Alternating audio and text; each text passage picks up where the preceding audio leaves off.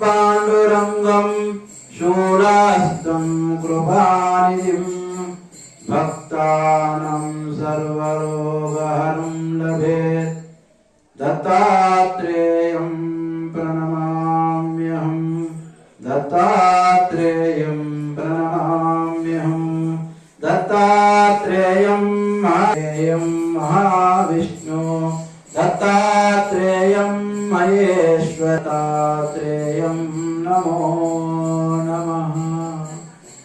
बहुत बंधुవులకి దివ్యాత్మ సంబోధులకి ఆత్మ బంధువులకి ప్రతి ఒక్కరికి కూడా అనగా సమేతమైనటువంటి దత్తాత్రేయుని యొక్క అనుగ్రహం అందరికీ ఉండాలని మనసారా కోరుకుంటూ అందరికీ ఓం నమః శివాయ। ఈరోజు పర్వదినం శుభదినం ఎందుకు అంటే ఈరోజు మార్గశిర మాసం హేమంత ఋతువు అష్టమి। ఈ అష్టమి నాడు అనగా సమేతమైనటువంటి వ్రతము దత్తాత్రేయుని యొక్క వ్రతం ఎవరైతే చేస్తారో వారికి సకల శుభాలు జరుగుతాయి। అసలు ఈ దత్తుడు ఎవరు? ఈయన ఆత్రేయ అనసూయ పుత్రుడు దత్తాత్రేయుడు। ఈ ఆ సమస్తానికి అధిపతి త్రిమూర్తి స్వరూపుడు దత్తాత్రేయుడు। ఈయన చాలా తపస్సు బలముతో వాళ్ళకు దత్తాత్రేయుడుగా జన్మించాడు। యోగమాయ శక్తి స్వరూపిణి అమ్మవారు అనగా అనగా లక్ష్మీనారాయణులు పార్వతీ పరమేశ్వరులు సీతారాములు ఎట్లాగనో దత్త అనగాదేవ దత్త అనగాదేవత అనేటువంటిది ఇద్దరు భార్యాభర్తలు। దత్తాత్రేయుని యొక్క భార్య ఆమె యోగశక్తి, ఆమె మహాశక్తి। దత్తుడు విష్ణువు అయితే అమ్మవారు అనగాదేవి లక్ష్మి అవుతుంది। ఇట్లాంటి ఒక స్థితిలో ఈరోజు మరి వారి సంతానం కూడా ఉంది। వారి సంతానం వేసుంటి సంతానం అంటే అష్టసిద్ధులు వాళ్ళ సంతానం। అష్టసిద్ధులు అష్టసిద్ధి నవనిధికే దాత అష్టసిద్ధి। ఇప్పుడు ఏదైతే వ్యాధి వస్తే ఒక డాక్టర్ అవసరమో అట్లాగే భక్తి కూడా ధర్మం కూడా ధనము కూడా ప్రతిది కూడా మనం చెయ్యాలి అంటే ఈ అష్టసిద్ధులు కాస్త అవసరం।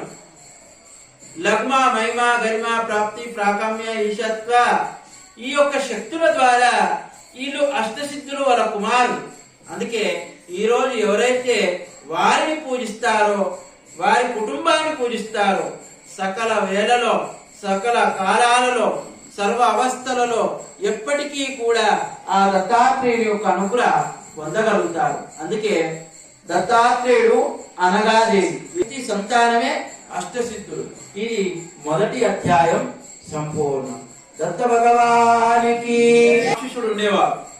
ఆ రాక్షస వధ దత్తాత్రేయునితో జరిగినటువంటి విషయం। దానికి తగ్గట్టుగా భార్యని ఎవరైనా సరే ఒక స్త్రీని ఎంత మట్టుకు ఉంచాలో అంత మట్టుకు ఉంచాలి। జంబాసుడు ఏం చేశాడంటే ఆ స్త్రీ వేషములో దత్తాత్రేయుడి దగ్గరికి వెళ్ళాడు। వెళ్ళిన తర్వాత ఆ స్త్రీ మోహిని రూపంలో ఉండి దత్తాత్రేయునికి వశం అవుతుందట। కాగా దత్తాత్రేయుడు జ్ఞాన దృష్టితో చూశాడట। ఎవరైనా సరే చెడు జరుగుతుంది అంటే అక్కడ జ్ఞానాన్ని ఉపయోగించాలి, అప్పుడు నీకు సత్యమా అసత్యమా తెలుస్తుందట। ఆ సమయంలో జ్ఞాన దృష్టితో ఆ దత్తాత్రేయుడు కొద్దిగా చూడగానే ఆ జంబాసుడు అనేటువంటి మోహిని రూపంలో ఉన్నవాడు భస్మీకృతమయ్యాడు, భస్మం అయిపోయాడు।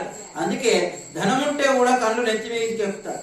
ధనముతో కూడినది ఎవరికి పనికిరాదు, అహంకారం అసలు పనికిరాదు।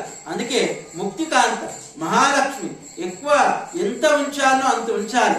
లక్ష్మీదేవి ఎవరి దగ్గర స్థిరం ఉంటుందో వారి దగ్గర, అది స్థిర నివాసం కాదు, కరిగే అవస్థ, కరుగుతూ ఉంటుంది, పారిపోతూ ఉంటుంది। నది ఎట్లయితే ప్రవహిస్తుందో లక్ష్మి కూడా అట్లా ప్రవహిస్తుందట।